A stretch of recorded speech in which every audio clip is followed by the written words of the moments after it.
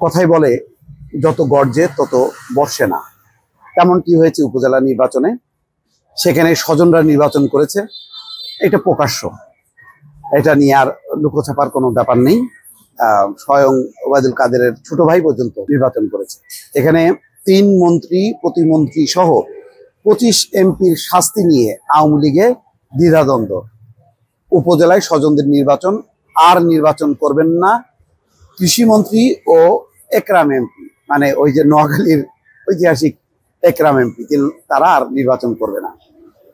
কিন্তু সম্ভব কি 3 মন্ত্রী প্রতিমন্ত্রী সহ 25 জন এমপির বিরুদ্ধে ব্যবস্থা নেওয়ার মতন কি সেই অবস্থায় আছে আওয়ামী লীগ এখন? মনে হয় না।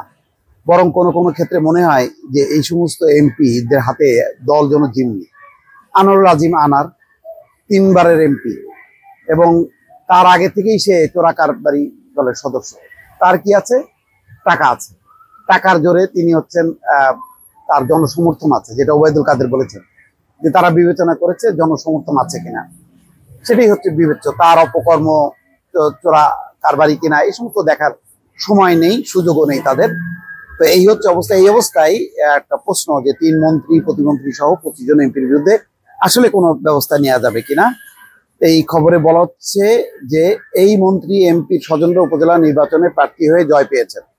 দলীয় সিদ্ধান্ত অনুযায়ী তাদের নির্বাচনে প্রার্থী হওয়ার সুযোগ ছিল না।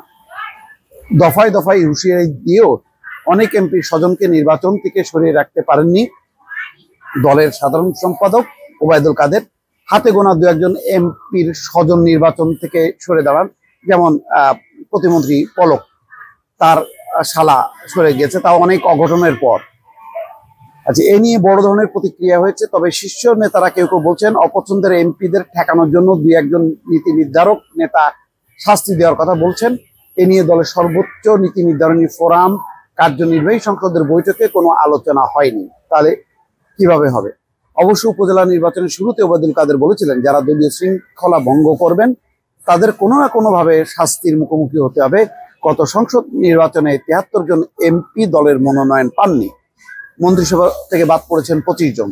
এই ব্যাপারে জানতে চাইলে নোয়াখালী জেলা আওয়ামী লীগের সাবেক সাধারণ সম্পাদক ও নোয়াখালী 4 আসনের এমপি একরামুল করিম চৌধুরী বলছেন, আমি আর নির্বাচনই করব না, 4 বার এমপি হয়েছে, আমার আর এমপি হওয়ার দরকার নেই। তবে প্রধানমন্ত্রী শেখ হাসিনাকে নেতা মানি, তার সিদ্ধান্ত অবশ্যই মেনে নেব, এছাড়া অন্য কারো সিদ্ধান্ত মানব না। একরাম চৌধুরীর ছেলে আতাহার ইশরাক সাবাব চৌধুরী নোয়াখালী সুবর্ণচর উপজেলায় চেয়ারম্যান নির্বাচিত হয়েছে।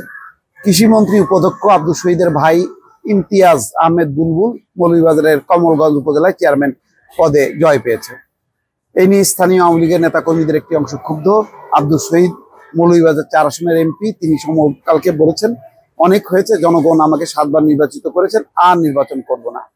সাংগঠনিক স্বাস্থ্যের বিষয়ে জানতে চাইলে কোনো মন্তব্য করতে চাননি আওয়ামী লীগের সভাপতি মণ্ডলীর সদস্য ডক্টর আব্দুর রাজ্জাক। তবে সভাপতি মণ্ডলীর আরেক সদস্য খায়রুজ্জামান চৌধুরী লিটন বলেছেন, কার্যনির্বাহী সংসদের বৈঠকে এই নিয়ে আলোচনা হবে, এক্ষেত্রে আলোচিত এমপিদের সতর্ক করা হতে পারে। মোট কথা একটা ছোটখাটো বিষয় দিয়ে আপাতত পার পেতে চাইছেন এই ঘটনা থেকে। দর্শক ভালো থাকবেন, আল্লাহ হাফিজ।